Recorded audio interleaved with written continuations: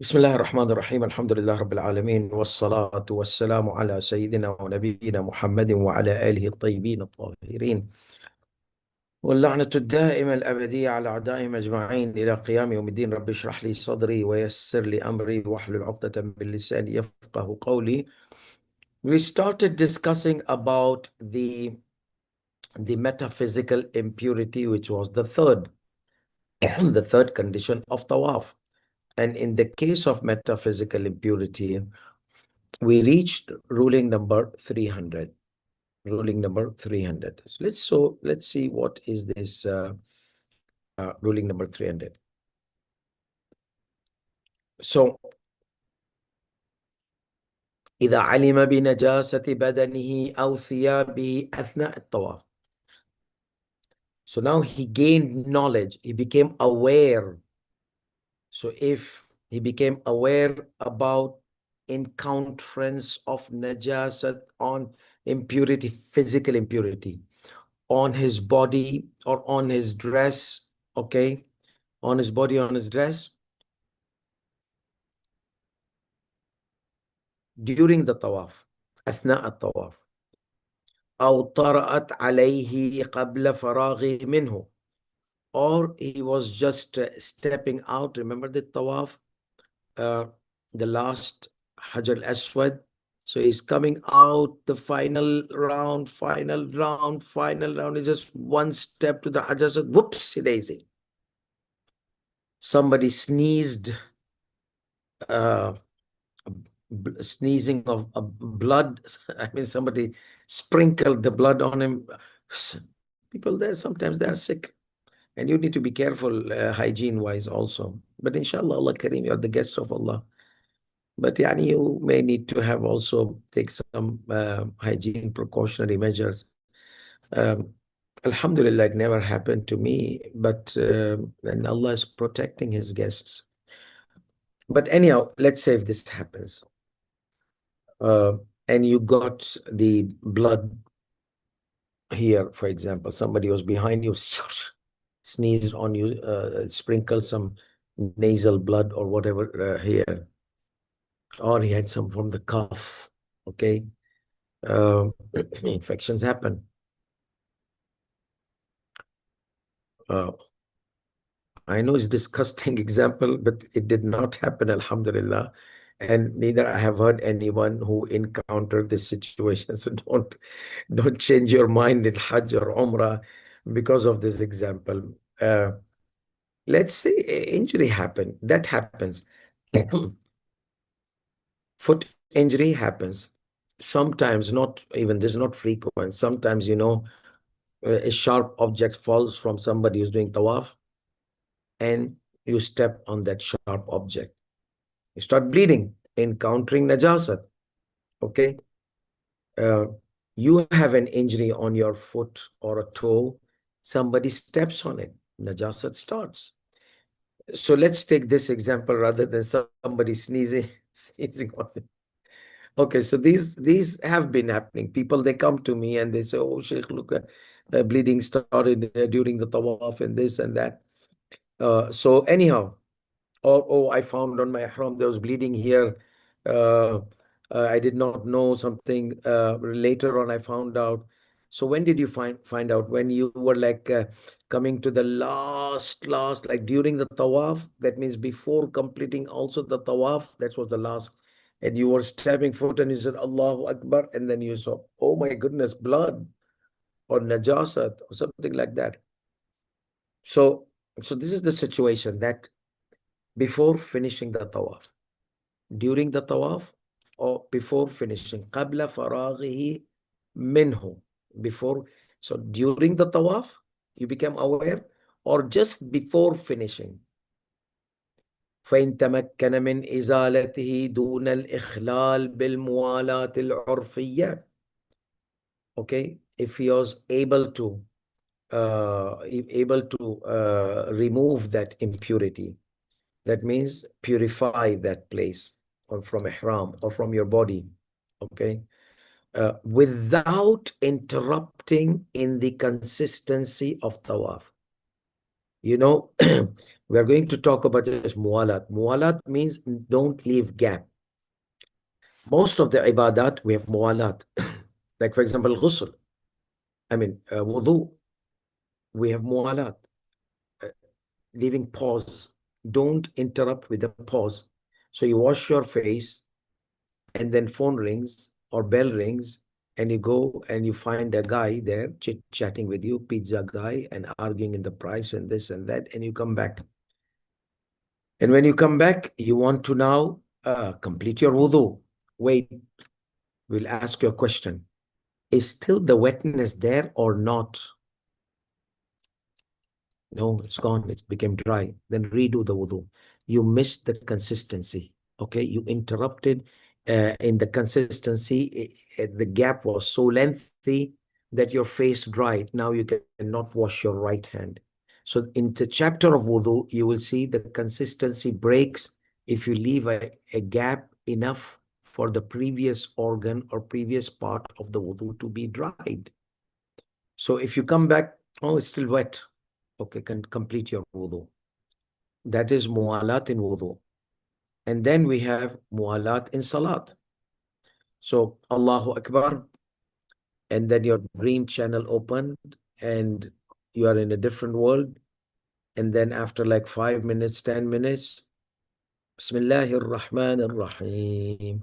Alhamdulillah. Wait, what happened? What's happening here? Too big gap. What were you doing? Were you hyperbolic irfan? Your soul went into different alam and came back. Well, shari'atan, it doesn't work around here. Whatever irfani reason or whatever reason were there, it doesn't work out in the conditions of salah. The gap should not be in a way people will say this guy is not praying, this guy is in his different world of dream or something like that. What is he doing there? See, what is he doing? Just takbir al-ihram, and it was Maghrib, Isha, Salat, you listen to the qira'at. So even if he says, Bismillah ar-Rahman ar-Rahim, Alhamdulillah, at least there's a sound, there's a voice. So you are sitting beside him doing some work in your office and you're saying, what happened to him? I hope it did not get the Nabi Sulaiman, Salamullah alayhi, phenomena. Okay? You know it's Nabi Sulaiman phenomena, Salamullah alayhi. The jinns and all these workers, they were in front of him and he was reclining on his stick, okay? And Malak al-Maut took the soul from him and he was sitting like that, okay? No movement. And then how did they find out that he died? A small insect or creature came and started like ant, whatever, started eating up the stick from bottom. The stick lost balance, he fell down. So this is mentioned in the Quran, the context. This was the context. So the guy said, Bismillah ar-Rahman ar-Rahim, and silent. So he might have gone, you're worried, oh my goodness, I hope he did not get heart attack and something and whatever. So here, obviously that breaks the muwalat if somebody, orphan, if commonly observer, a common observer looks at you and starts questioning you are praying or what, then you have lost your muwala. That means you have lost your consistency. Okay.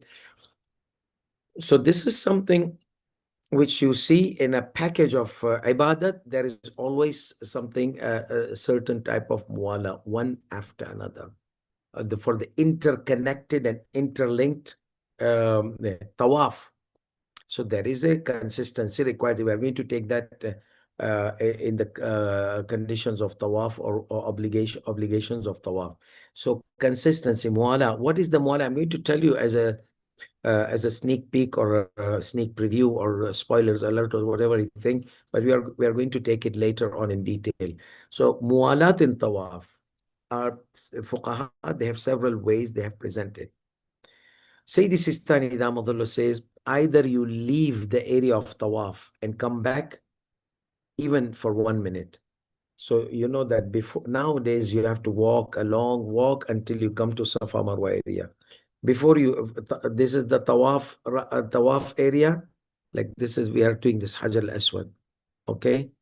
And you cross this in less than 1 minute or 2 minutes, you will be in Mount Safa. But now you have to go all the way till Maqam Ibrahim, you pray, and then they made an alley all the way. You go all the way behind, and then so Hajj al-Aswad here, Safa is exactly on that corner. Okay, if you take a line from Hajj al-Aswad to all the way, it will just go Safa faces Hajj al-Aswad. But no, now you have to go like this and that. So, but before, let's say, before this route, it would not take more than 1 minute or 2 minutes to just arrive to Safa, especially if it's not too crowded.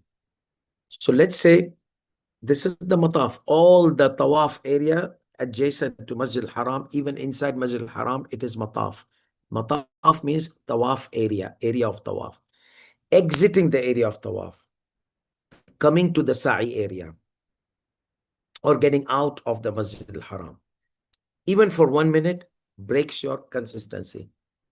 So if it breaks your consistency, kiss your tawaf goodbye.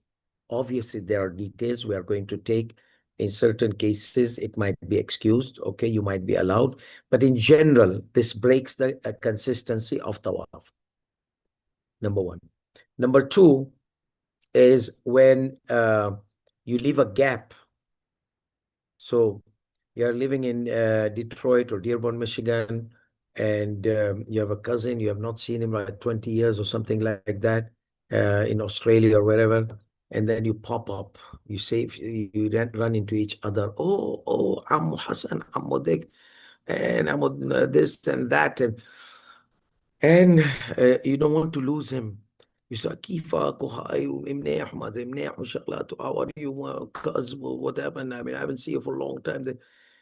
So if it goes more than 10 minutes, kiss your tawaf goodbye.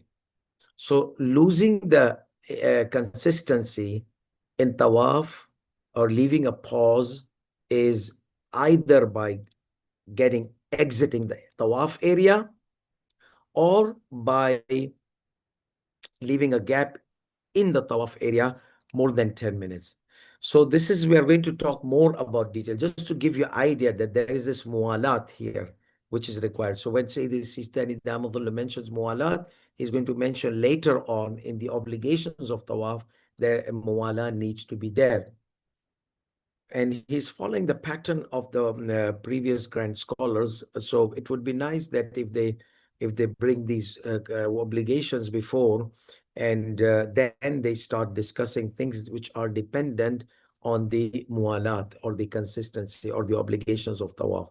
But these are conditions. The reason they keep conditions before, because from the condition everywhere in salah, so wudu is condition, so it has to be before the salah. Purifications condition, it has to be before the salah. The same thing for Hajj. So anyhow, if the sequence is like that, then it has a valid logical reason. But then problem happens where we discuss the purity and rules of purification, and we have to bring muala from the chapter of obligation. It doesn't matter. It's just like sometimes you feel that could it be rearranged in a different way. But yeah, there is a strong logic, because these are conditions, and conditions, they come before obligations of salah, before obligations of tawaf. But here in this ruling, obviously, when it came, so alhamdulillah, it was elaborated that what is mu'alla. So here he says, if a physical impurity encounters the body or dress of a person during the tawaf, or after or before even before even completing it. So if he was able to remove that najasat impurity without causing any interruption in the consistency, which is commonly observed, how Sayyidina? Walau binaz al-thawb, even by taking off the dress. Oopsie daisy, that's a dangerous thing, not the lower part. The upper part, upper part you can remove it. But if lower part, then no, you cannot. Okay, because during tawaf requires covering the private parts, both front and behind. So how then there's a najasat on the lower part? He says even by taking off your clothes, but means the upper part. That is if you're performing tawaf of Umrah, because it is in the state of Ihram. But if you're performing tawaf al-Nisa, no, you're in your regular dress, or tawaf al-Hajj, you are in the regular dress. So therefore, maybe sometimes the dress you can take it off, like if you're wearing the jdasha, and keep it in your hand, because remember, carrying the najasat, it's okay. So take it off and then come back a little bit and then continue the tawaf without having the dress on your body, but in your hand or in your bag. Because we mentioned previously, you can carry the najasat in the tawaf, but you cannot carry the what they say, you cannot dress the najas dress in your salah. Okay, unless if you something, it would not cover the both private parts together. So إذا علم بنجاسة, we said that. So ولو, how Sayyidina, how can he just yeah, I mean, removing the dress is not going to disturb your muwalat urfiyya, okay? ولو بنزع الثوب إذا لم ينافس ستر المعتبر حال الصلاة. If it did not go against the required concealing parts of the body in tawaf, okay, during the tawaf. Especially for the ladies, the whole dress is her concealer of the body, and that's the whole thing.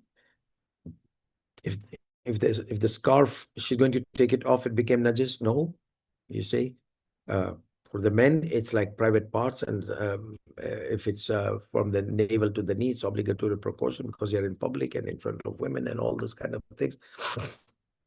Then even taking off your body, if your body was muscular and you're Mr. Muscular and body were like attractive to women and seducing or whatever, and that is also dangerous. If you know that women, they get attracted to your body, you need to cover that body, okay, based on the precautionary measures. Even if though you say, no, the men are only from both private parts, and obviously from the navel to the knee is precautionary, yeah, but that secondary measure also, because in tawaf, people are touching, women are touching men are touching women, you see, and it's a chaos sometimes there. So especially when it's overcrowded.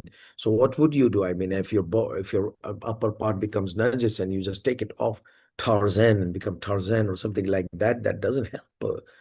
Yeah, because there are many young women doing tawaf around, because there are different types of people. So it may become a cause of temptation and during the tawaf, and instead of people looking at Hajj al-Aswad, they're looking at you. And anyhow, so ولو بنزع الثوب إذا لم ينافس ستر المعتبر حال الطواف.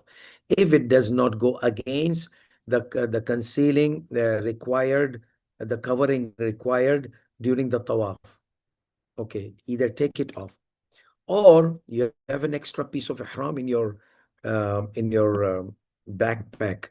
Okay, so أو بتبديله بثوب طاهر مكانه إن تيسر ذلك, or to exchange it with the pure dress, replace it with it.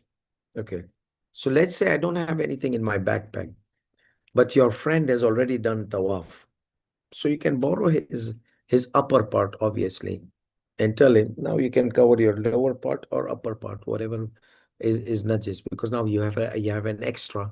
So a friend can, or if he's done with tawaf, he can lend you. You can borrow his piece. أو بتبديله بثوب آخر مكانه إن تيسر, or to change your dress with a purer dress, okay, instead of it, if it was feasible, if it was easy to achieve.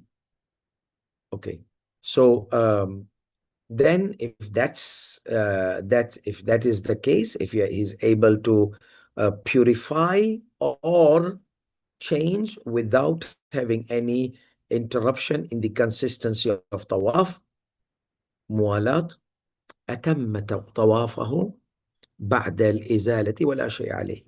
He will complete his tawaf after removing the najasat or changing the dress, and there is no problem in it. However, وإلا أن أتم طوافه بعد الإزالة ولا شيء عليه. وإلا فالأحوط استحبابا إعادة الطواف بعد إتمامه.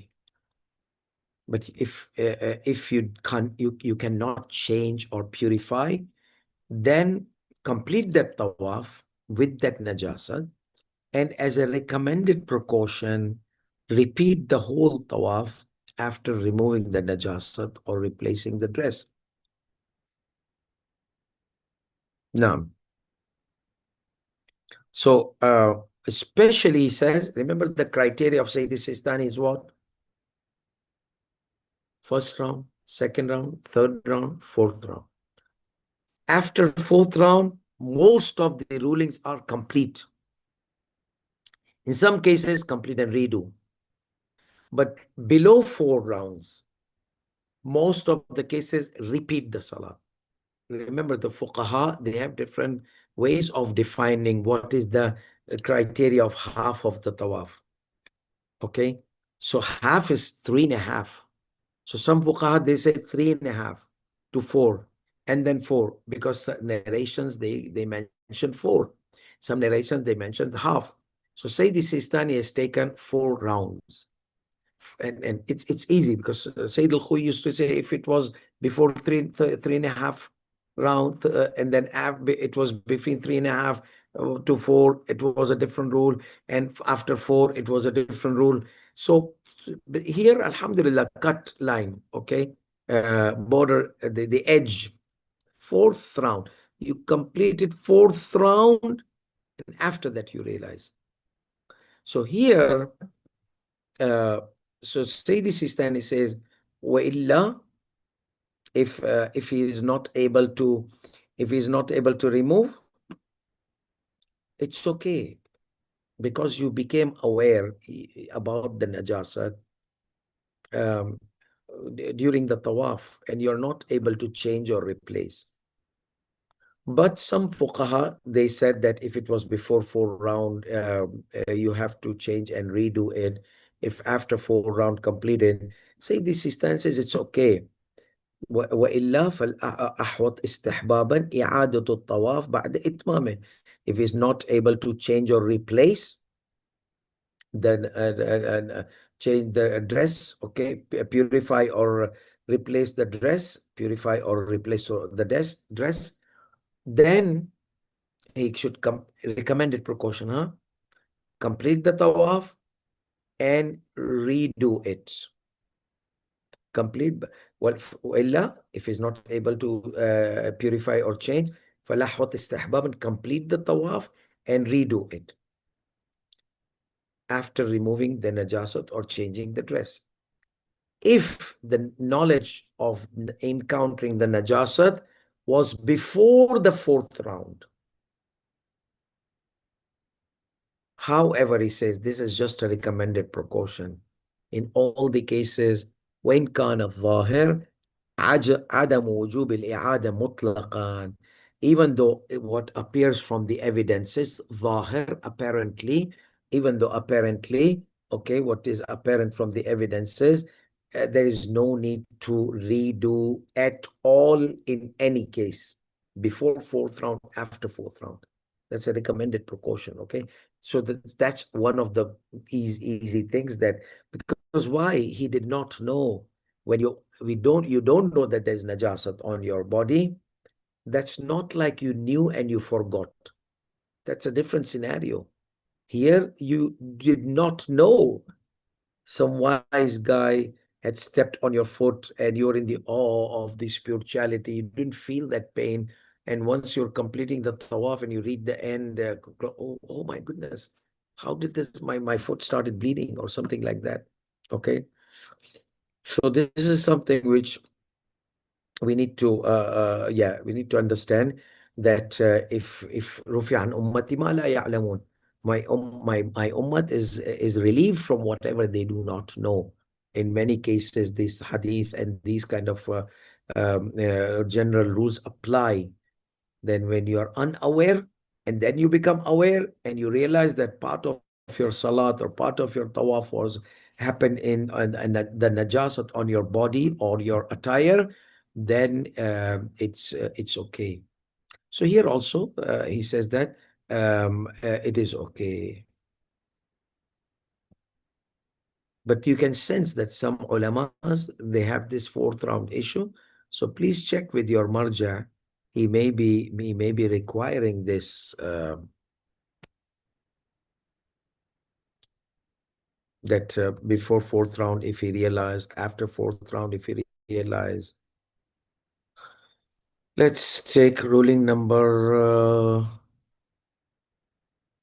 Okay, so we are done with this najasat.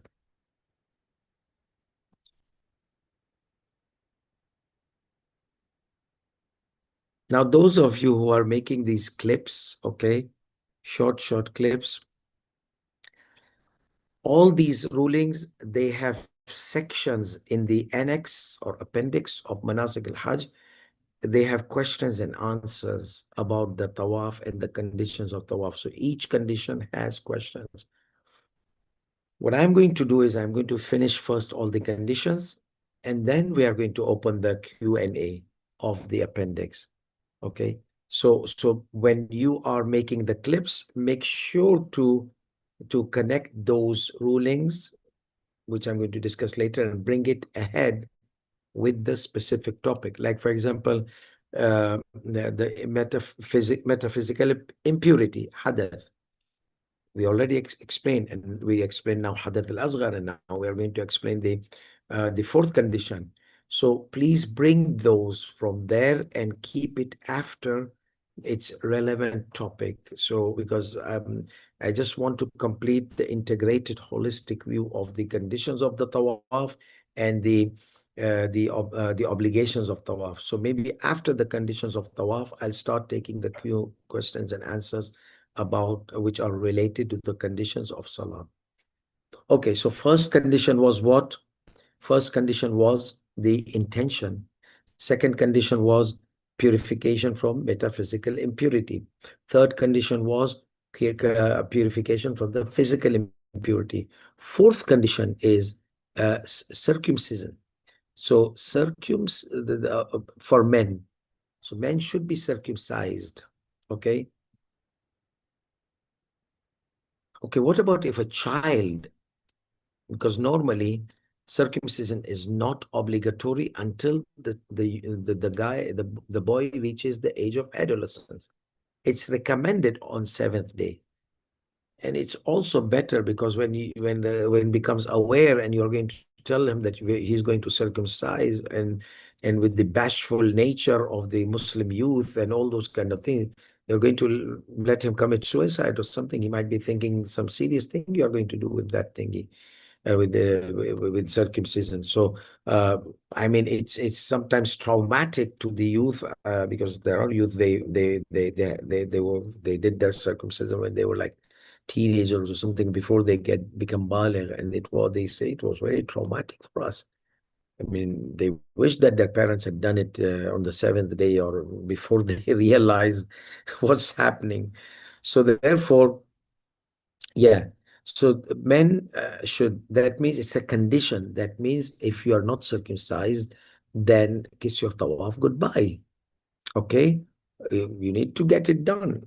If you're from those areas or cultures or communities where there is a negligence in this thing, or where you had embraced Islam from another faith or something like that, where they do not circumcise, then it is necessary for you to double check with the scholar, okay, and see how he can guide you to the process, or find a surgeon who does these kind of things and get an appointment. It's a very simple minor surgery. It's just like the way they do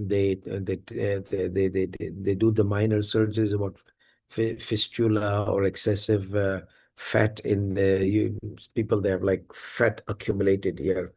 So incision, this, and then in pus, and they go home.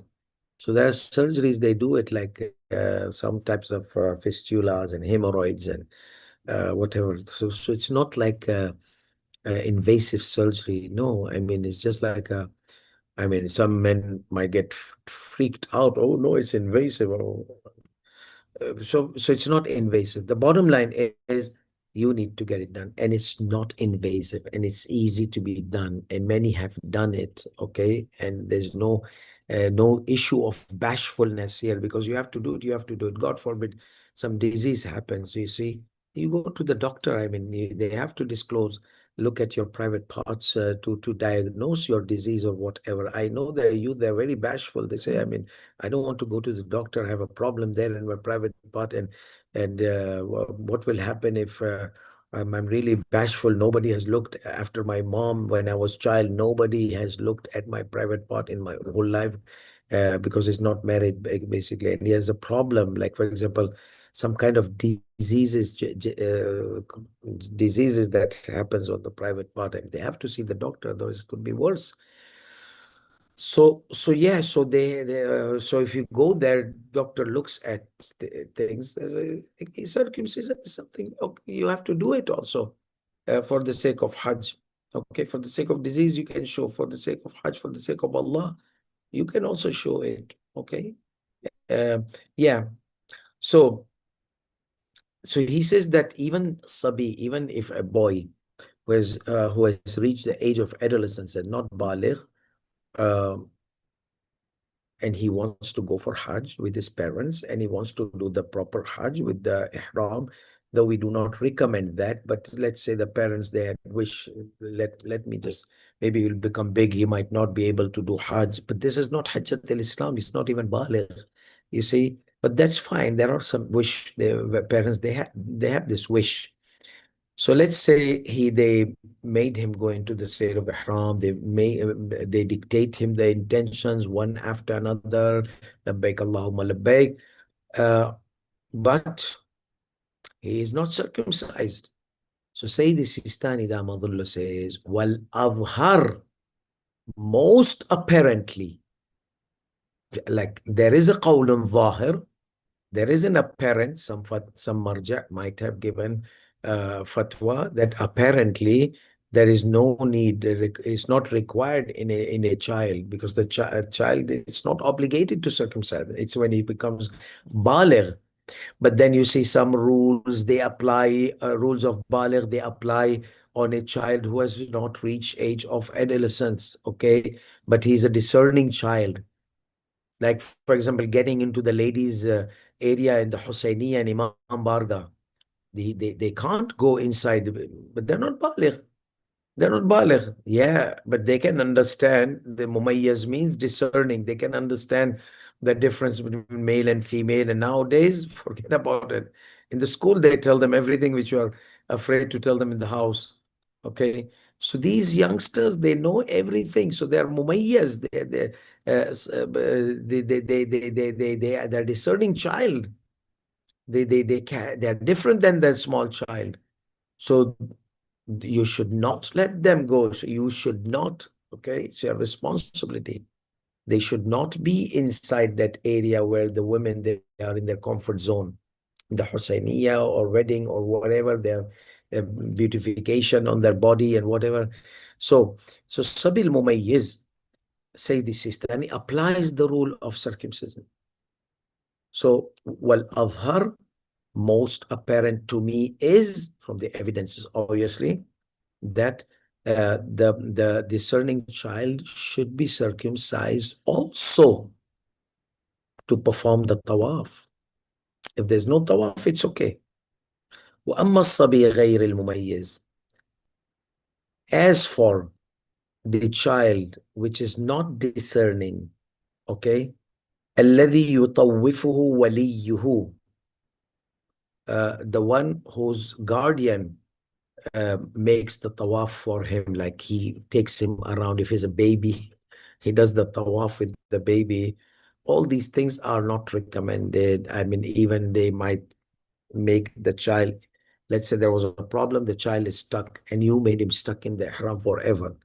He will not be able to get married or something like that. So So you really need to know the rulings of manasik al-hajj or manasik al-umrah properly about the child, so that the poor child does not get stuck because of you did umrah for him and you wanted to get him into this kind of ihram and all the real ihram. I mean, let him wear dummy ihram, that's fine. But real ihram, real niyyah, real labbaik, you might mess up with his life if something gets wrong. And you know now how peculiar the conditions and the rulings of tawaf are. Okay, so tell us what is the ruling about non-discerning child whom yani many parents they take them around and do the tawaf and sa'i and وأما الصبي غير المميز الذي يطوفه وليه فاعتبار الختان في طوافه غير ظاهر وإن كان الاعتبار أحوط استحبابا. And as for a child who is non-discerning, the one whose father circumambulates him around the Kaaba, does tawaf, he takes him, that he does not do by himself. The father is holding him or in the hand like a baby, or holding him is 2 years old, 3 years old. He might get lost, or he's strapped with the child strap. فاعتبار الختان في طوافه غير ظاهر. The condition of the condition that he should be circumcised is not apparent from the evidences. Okay, the apparent, most apparent is that he's discerning child, but less than that it's not apparent. So what if we doubt is apparent or he's discerning or non-discerning? We'll consider non-discerning. We'll go to the past yaqeen until we are sure that he's discerning child. وَأَمَّا الصَّبِي غَيْرِ الْمُمَيَّزِ الَّذِي يُطَوِّفُ. He says the condition of circumcision is requirement of circumcision is not apparent, even though it's recommended to precaution to do it, to do the circumcision. إذا طاف المحرم غير مختون بالغا كان أو صبيا مميزا فلا يجزي بطوافه. فلا يجزي بطوافه. يجتزي or يجزي. So what happens that if, ruling number 301, if a muhrim who is uncircumcised have reached the adolescence, or a child, discerning child, regardless of being adult or have reached the age of adolescence or a discerning child, he should not suffice with this tawaf. Okay, his tawaf will not be sufficient to complete the umrah, to complete the sa'i, and to get out of the ihram with taqsir. No, if the tawaf is invalid, then how can he get? So he will be stuck in the ihram, state of ihram, okay, until he gets circumcised. فإن لم يعده مختونا, if he does not repeat it with circumcision, فهو كتارك circumcision, فهو كتارك الطواف مطلقا. Then he is such as the rule mentioned, abandons the tawaf intentionally, because tawaf is invalid. That means the umrah becomes invalid, the ihram becomes invalid, and then ihwat istihbaban to do the rule mentioned in the first thing in the tawaf. We mentioned the importance of tawaf.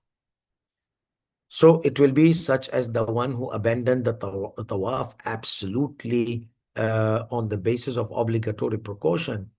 فيجري فيه ما له من الأحكام الآتية. So now the following rulings will be applied.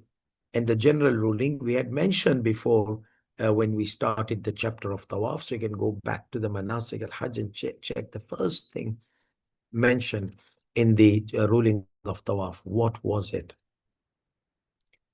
Okay. So yeah. So what should he do? He should redo it with circumcision. Yeah, obviously, he gets him circumcised there in Mecca. Okay, because he's muhrim, fine. But now you realize, okay, the son said, Baba, I'm not circumcised because you did not circumcise me. when I was a child, I heard on YouTube, the Maulana, he was saying that one of the conditions is, so the child said, well, so the dad says, where I get you circumcised here in Makkah? No, don't worry, there are so many. They will circumcise you. They're private, they're public, they're non-professional. Non-professional, no. Anyhow, non-professionals, many of them are more accurate than the professional ones. So anyhow, but sedation and all those kind of things, everything is available in Makkah because the country is prepared for such kind of situation. Okay, in the city also. Any hospital you can go, any clinic, you can tell them it's a local anesthesia and local surgery. So, فَإِن لَمْ يُعِدْهُ مَخْتُونًا, if he does not redo the tawaf as circumcised, after being circumcised, then he is as someone who abandoned the tawaf. So what will be done now? We need to know. Let's see.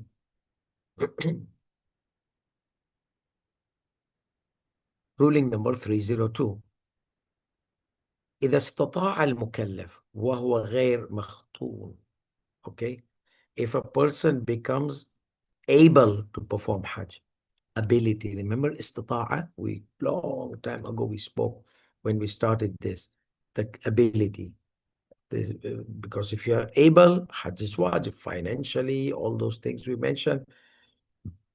But what if he's mustati', but he is not circumcised? إذا استطاع المكلف وهو غير مختون. If a person who's if a responsible person, that means he has all the characteristics of responsibility. However, and he is able to now go for Hajj, but he is uncircumcised. فإن أمكنه الختان والحج في سنة الاستطاعة فلا إشكال. So if he's able to get it done, get himself circumcised and perform the Hajj in the same year of ability, then there's no problem in that. فلا إشكال. He has to do it. وإلا, see how much importance is circumcision. وإلا أخر الحج حتى يختتن. And otherwise, he will have to delay the Hajj next year, wherever he is circumcised properly.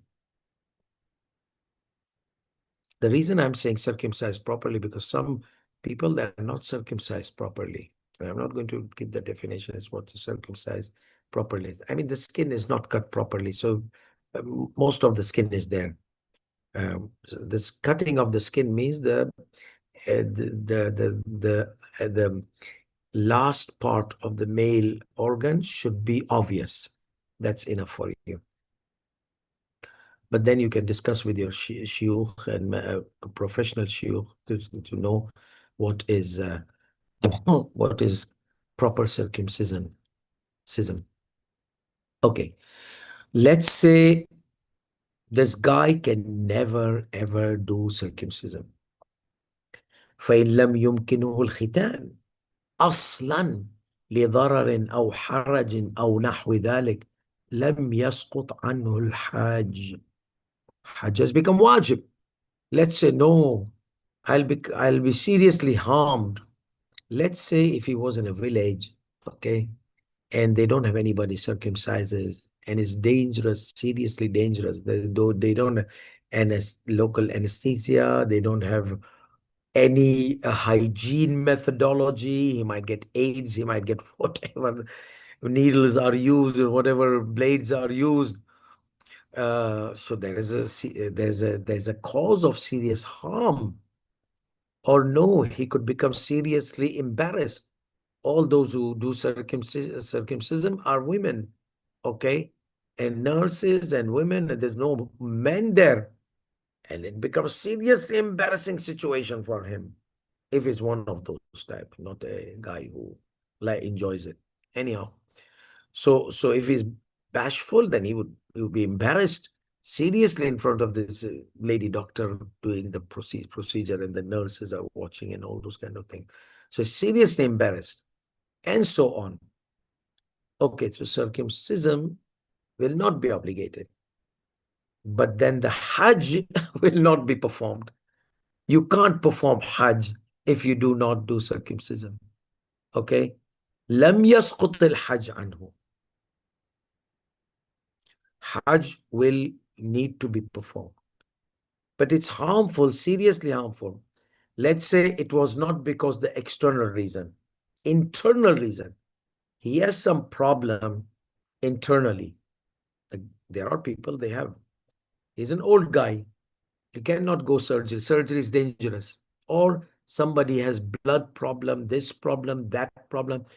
People sometimes they have problems internally. And they're chronic problems. They're not a day or 2 days. Sometimes severe infection or those kind of things. An infection might spread, whatever reason. God forbid, cancer, whatever reason. Okay. So it is very harmful for him or seriously embarrassing situation for him to do. So Hajj is obligated. So what should we do? I mean, Hajj is wajib, but I would never be able to do circumcision because of the disease I have or because of the circumstances surrounding me. And let's say if these circumstances are going to be long term, especially the disease aspect. So now what to do? Hajj is wajib. Circumcision is dangerous for him, seriously harmful, seriously embarrassing, and so on. Okay. So the obligatory precaution is أن يطوف بنفسه في عمرته وحجه ويستنيب أيضا من يطوف عنه. So combination of you and delegate someone doing on your behalf. You do the tawaf and your representative also does tawaf. You do 2 rakat salat of tawaf, your representative also does the 2 rakat salat. Okay, so niyabat. That's it. And yatufa, on the basis of obligatory precaution, he should perform the tawaf by himself in his umrah and hajj and delegate someone to perform the tawaf on his behalf. And then he prays salat al-tawaf and delegates someone who performs the salat al-tawaf بعد طواف النائب. Okay. ويستنيب أيضا. Let me rephrase it. It's not, he doesn't have to delegate someone for salat al-tawaf because the condition of circumcision is not for the salat, it's for the tawaf here. Okay, the tawaf will not be valid, not the salat. So the whole issue is salat. So if he has delegated someone to do tawaf on his behalf, so he does the tawaf, his delegate does the tawaf, representative. After that, ويصلي هو صلاة الطواف بعد طواف النائب. So the moment the naib finishes the tawaf on his behalf, the representative, then he prays. He prays means the person who's not circumcised, not the naib. Naib doesn't need to pray. Naib needs to do tawaf. Okay, so he will do the tawaf, this uncircumcised, and he will delegate someone to do tawaf. After the delegate finishes the tawaf, and he finishes the tawaf, both of them, they finish the tawaf, then he can offer salat al-tawaf by himself. Okay. The 5th condition, satrul awra. Hala. So now we are entering the 1st condition done, 2nd condition done, 3rd condition done, 4th, and this is 5th. Satrul awra, concealing the private parts. Hal al-tawaf bil-hud mu'tabara fi salat. The same required concealing is the same concealing that is required in salat is required in tawaf. Remember, we said that Imam Sadiq alayhi salatu said, "At-tawafu kas-salat." Tawaf is as the salat. So that means most of the conditions there are applicable here. But even this evidence is sometimes shady in its inclusiveness, in its authenticity. If it's authentic, what are the things which are in the tawaf, the salat required in tawaf? We can just not go black and white, bring everything. No, there are some exceptional cases. That is, if the narration is okay. So Sayyid Sistani, it seems he has some problems in these applications or in the narration. So what he does is he says that on the basis of obligatory precaution, that means the concealing required in the salat is required in tawaf on the basis of obligatory precaution. Some fuqaha might have fatwa, some fuqaha might have different, not necessary. It's lesser than that, for example. والأحوط الأولى moreover, because in salah for men it's like discounted. You just have to cover the front and the back. That's it, the main private part. However, the covering from the knee, navel to the knee, is a precautionary measure. So a person should only do, remember the Tarzan example I gave you? A person should only do that kind of navel to the knee and do tawaf like a Tarzan? No. That's why he says, that's why this obligatory precaution. Because in tawaf, you need to also cover the body in some cases, as I mentioned. It may become obligatory to cover or it may become an obligatory precaution to cover the body also, not to expose yourself like Tarzan. So he says, وَالْأَحْوَطِ الْأَوْلَى, it's recommended precaution رعاية جميع شرائط لباس المصلي في الساتر بل مطلق لباس الطائف. So it is recommended precaution, not obligatory precaution, but it becomes obligatory if the body was seductive and seductive, okay? Then obviously, and tempting and all those kind of things, then the ruling goes in a different direction.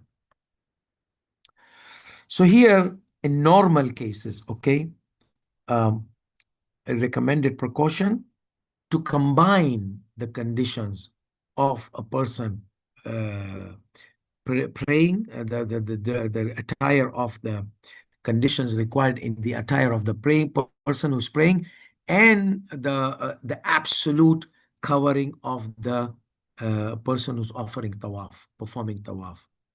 So salat and tawaf, because in tawaf there might be some extra requirements, as I mentioned. Okay, that's upper libas, though you don't have to have it all the time, but you have to have it for some time.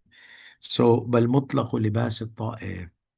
So there is a difference between the libas al-ta'if and libas al-musalli.